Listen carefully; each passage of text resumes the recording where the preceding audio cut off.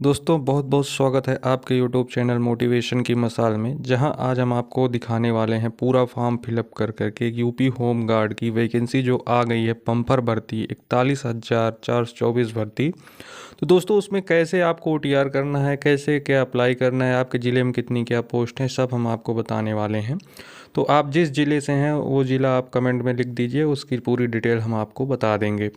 तो दोस्तों यहाँ पे आपको दो प्रोसेस करना पड़ेगा, ओटीआर और उसके बाद लॉगिन करना पड़ेगा। तो अगर आप पहली बार यूपी पुलिस का कोई भी फॉर्म भर रहे हैं तो वहाँ पे आपको पहले ओटीआर करना पड़ेगा। तो ओटीआर करने के लिए आपको सर्वप्रथम जो है यहाँ पे आ जाना है और रजिस्ट्रेशन हेयर पे करना है। ये इस यूपी पुलिस की वेबसाइट है ओरिजिनल, उत्तर प्रदेश पुलिस भर्ती एवं प्रोन्नति बोर्ड। इसकी लिंक मैं आपको डिस्क्रिप्शन में दे दूंगा, वहाँ से आप डायरेक्ट इसको ओपन कर सकते हैं।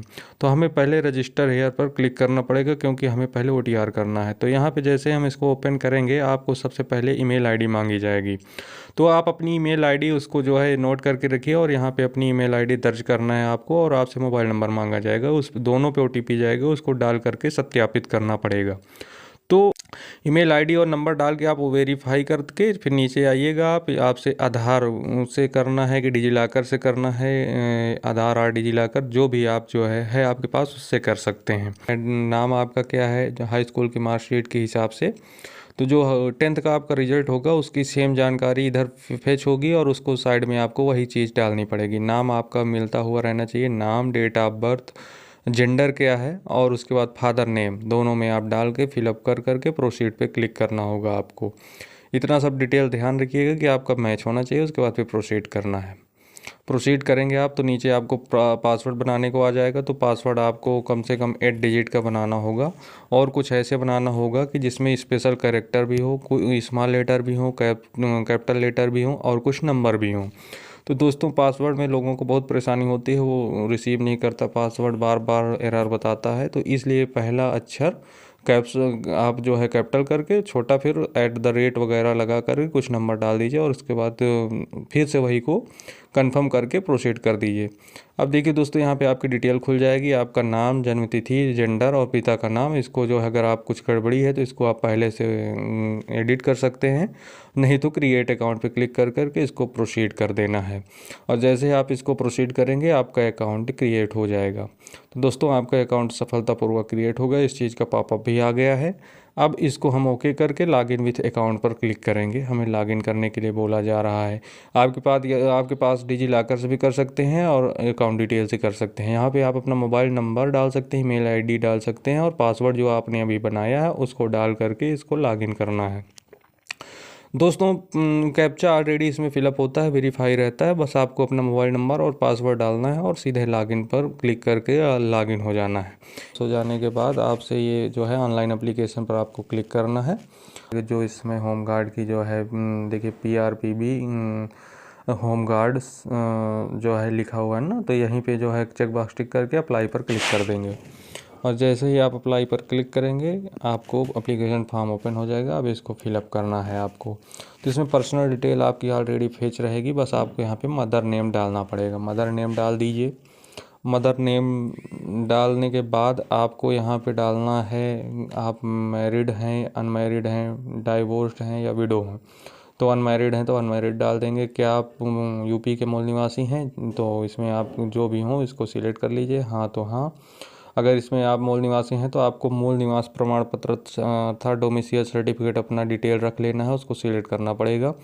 और डोमिसियल सेलेक्ट करने के बाद आपको जिला सिलेक्ट करना है, किस अधिकारी के द्वारा बनाया गया है, तहसीलदार की SDM। तो अगर ज़्यादातर उप जिला अधिकारी SDM का होता है, लेकिन यहाँ तहसीलदार के द्वारा बनाया गया है, तो इसको सिलेक्ट कर लेना है। और कब किस तारीख को जारी किया गया प्रमाण पत्र, इसको सिलेक्ट कर लेना है। उसके बाद जो आप अप्लाई करते हैं तो उसमें आपका एक आवेदन क्रमांक होता है, एक होता है प्रमाण पत्र क्रमांक। तो दोस्तों ध्यान दीजिएगा, जो सही हो उसी को डालिएगा। 2 नंबर होते हैं, जो ज़्यादातर यही होता है कि जो बड़ा नंबर होता है वो हमारा आवेदन क्रमांक होता है। ये डालने के बाद आप अपनी कैटेगरी सिलेक्ट करिएगा। अनरिजर्व्ड हैं कि SC ST हैं, अगर SC ST होंगे तो आपको देना पड़ेगा सर्टिफिकेट। और उसके लिए अगर EWS भी हैं तो आपको उसके लिए भी जो है सर्टिफिकेट देना ज़रूरी है। अगर आप अनरिजर्व्ड हैं तो आपको किसी प्रकार की कुछ नहीं देना है। और अगर आप श्रेणी में किसी रिजर्व कैटेगरी में आ रहे हैं तो फिर आपको उसकी डिटेल भी भरना होगा, किस ज़िले के हैं और किस अधिकारी के द्वारा जारी किया गया है आपका प्रमाण पत्र। उसके बाद जो है जारी करने की तिथि क्या है, वो वही फिर से सेम जैसे आपने निवास प्रमाण पत्र में डाला वैसे ही इसमें भी डालना है, आवेदन संख्या और जो है प्रमाण पत्र क्रमांक संख्या। इतना सब कुछ डालने के बाद आप जो है आगे बढ़ सकते हैं। और फिर आपको अपना पता डालना पड़ेगा। पता दो प्रकार का होता है, एक पत्राचार का पता होता है जहाँ पे आपसे संपर्क किया जाता है, कोई कागजात भेजे जाते हैं, और एक होता है अस्थाई पता जहाँ पे आप परमानेंट हमेशा रह रहे हैं। और फिर यहाँ पे अपना एड्रेस, जिला, स्टेट सिलेक्ट करने के बाद पुलिस स्टेशन डालना है, पिन कोड डालना है और फिर वही परमानेंट एड्रेस में डालकर सेव करके नेक्स्ट कर देना है। अब यहाँ पे आपसे पूछा जा रहा है कि क्या आप स्वतंत्रता सेनानी पर आश्रित हैं, तो ऐसा अगर है तो हाँ, नहीं है तो नहीं है, कोई दिक्कत नहीं, यस नो कर देना है। यस नो सिलेक्ट करने के बाद हम इसको जो है आगे बढ़ जाएंगे। तो यहाँ पे क्या आप भूतपूर्व सैनिक हैं, यहाँ पे ये सिलेक्ट करने के लिए बोल रहा है। तो जो भी आप इसमें सही हो अपने हिसाब से इसके भर दीजिएगा। अगर है कोई घर पे तो उसको कर दीजिए, अगर आप पहले से किसी सैनिक में रहे हों तो उसको भी आप भर सकते हैं। उसके बाद आपकी डिटेल मांग रहा है हाई स्कूल की, तो हाई स्कूल की बोर्ड, किस बोर्ड से आप पास हुए हैं, किस डेट को आपका रिजल्ट जारी हुआ है और किस क्या रोल नंबर है आपका, डेट सिलेक्ट करने के बाद क्या रोल नंबर है आपका और सर्टिफिकेट नंबर आपको देना होगा। इतना करने के बाद ऐड पर क्लिक कर देंगे तो आप वो डिटेल आपकी फीड हो जाएगी इसमें। ऐसे ही आप नेक्स्ट पे क्लिक करेंगे, आपकी डिटेल पूरी फीड हो जाएगी और फीड हो जाने के बाद आप देख सकते हैं आपका जो भी आपके हाई स्कूल जहाँ जैसे पास किया है पूरी डिटेल इसमें आपकी अपडेट हो गई है और सब्जेक्ट की ज़रूरत नहीं है। अब यहाँ पे आपको ये अपलोड करने को बोल रहा है। अगर आप किसी रिजर्व कैटेगरी में आ रहे हैं तो आपको कास्ट सर्टिफिकेट भी अपलोड करना पड़ेगा। कास्ट सर्टिफिकेट में ध्यान दें कि EWS वालों को भी वो कास्ट सर्टिफिकेट के नाम हो सकता है, तो EWS सर्टिफिकेट वहाँ पे अपलोड करना पड़ेगा। फ़ोटो साइन अपलोड करनी पड़ेगी, 10th की मार्कशीट, 10th का रिजल्ट, दोनों एक जगह ही, दोनों एक चीज़ अपलोड कर दीजिएगा, चल जाएगा, आपको कोई दिक्कत नहीं है। फ़ोटो लाइव कैप्चर होगी, ध्यान दीजिएगा। यहाँ पे आप अपलोड के आइकन पर क्लिक करके ब्राउज कर लीजिए, जहाँ पे अभी आपकी फ़ाइल रखी हो उसको सेव कर दीजिए, तो आपका जो है अपलोड हो जाएगी फ़ाइल। और उसकी उसी तरीके से आपका निवास प्रमाण पत्र, 10th की मार्कशीट, दोनों जो है यहाँ पे अपलोड करना है आपको। ध्यान दीजिए, चारों डॉक्यूमेंट्स जब अपलोड कर देंगे तब आपकी अगर किसी प्रकार की समस्या हो रही है आप बताइए, हम आपको गाइड करेंगे।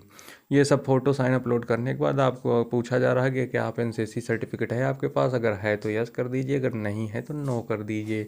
अगर है तो पूरी डिटेल दीजिए कि कौन सा प्रमाण पत्र है आपके पास, नहीं है तो फिर क्या आपने भारत सरकार द्वारा गाइड प्रमाण पत्र है तो फिर ये भी कर सकते हैं। जो जो इसमें पूछ रहा है उसको आपको यस करना है। अगर आपने कोई भी ट्रेनिंग वगैरह आपदा प्रबंधन के द्वारा लिया है तो वो डाल दीजिए कि आपके पास कार चलाने का लाइसेंस है, तो फिर अगर है तो ठीक है, नहीं है तो कोई बात नहीं, आप इसको जो है छोड़ भी सकते हैं, कंपलसरी नहीं है। सब चेक बॉक्स टिक कर करके आप इसको जो है आगे बढ़ जाइए। और किस स्थान पे हैं आप ये आपको भरना है, तो जिस स्थान पे हैं आप अपने गांव का नाम डाल करके यहाँ पे सेव करके के प्रीव्यू एप्लीकेशन पर क्लिक कर देंगे। प्रीव्यू एप्लीकेशन पर जैसे क्लिक करेंगे आपकी डिटेल ओपन हो जाएगी और उसके बाद फिर इसको सबमिट पर आप क्लिक कर सकते हैं। चेक